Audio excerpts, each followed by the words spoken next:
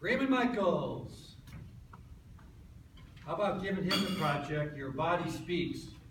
This could be a little dangerous. The goal of his speech today is to spark your curiosity. The title is Expressing You. Here comes Mr. Freeman Michaels.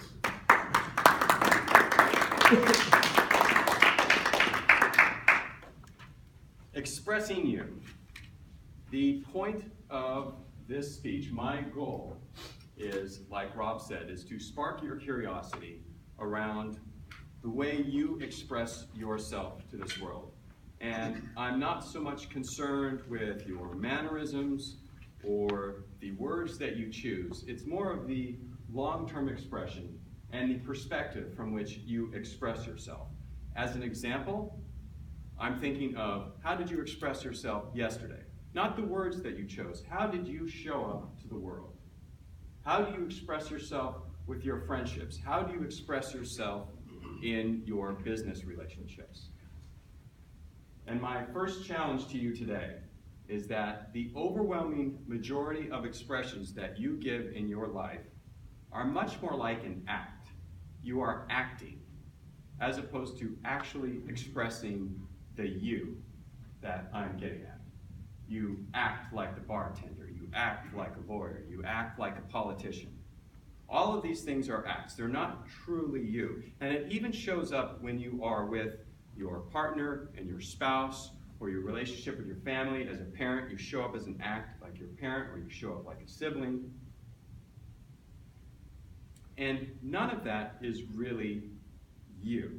And to get to the you that I'm talking about, I want you to picture yourself sitting on the side of a hill and looking at some traffic coming into the city down below.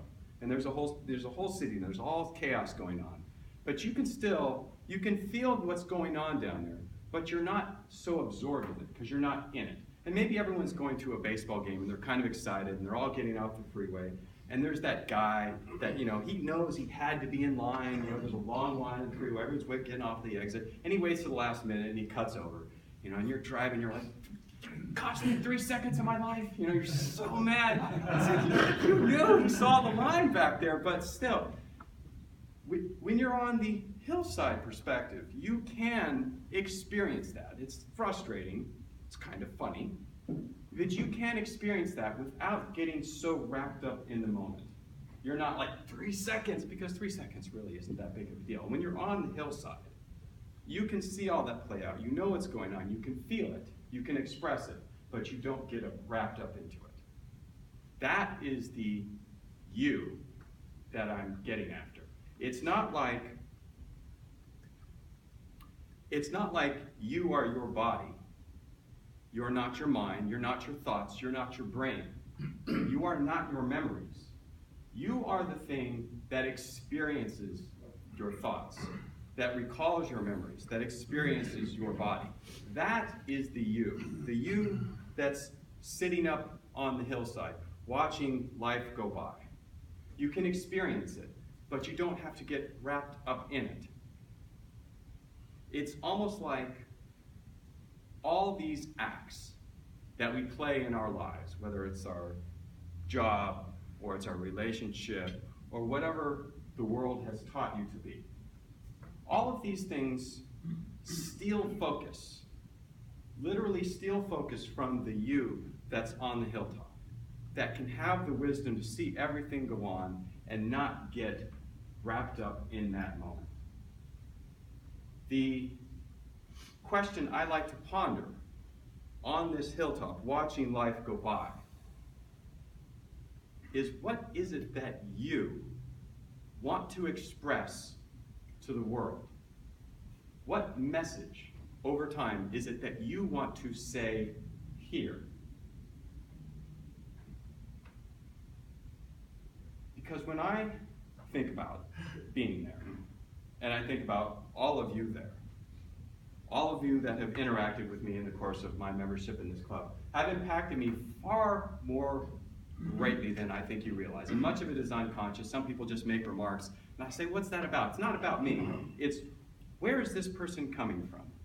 What are they expressing to me? And sometimes it's unconscious. It's like, you cost me 3 seconds. Okay, well, the guy's frustrated. You know, that's pretty obvious. But when you're in the moment, you're not like, oh, I'm being frustrated. You just are frustrated. You are in the act. You forget you, and you become the act that the world has taught you to be. And if you can put yourself on that hillside now, remember, you're not your brain. You are not your thoughts. You are not your memory. You are not your body. You are the thing that observes all of that.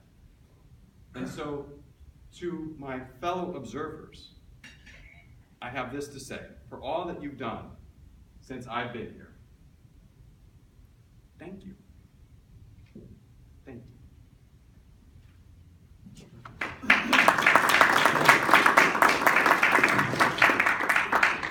We on the hillside or really smoking weed on the beach? I haven't smoked weed for a good 16 hours straight. I'll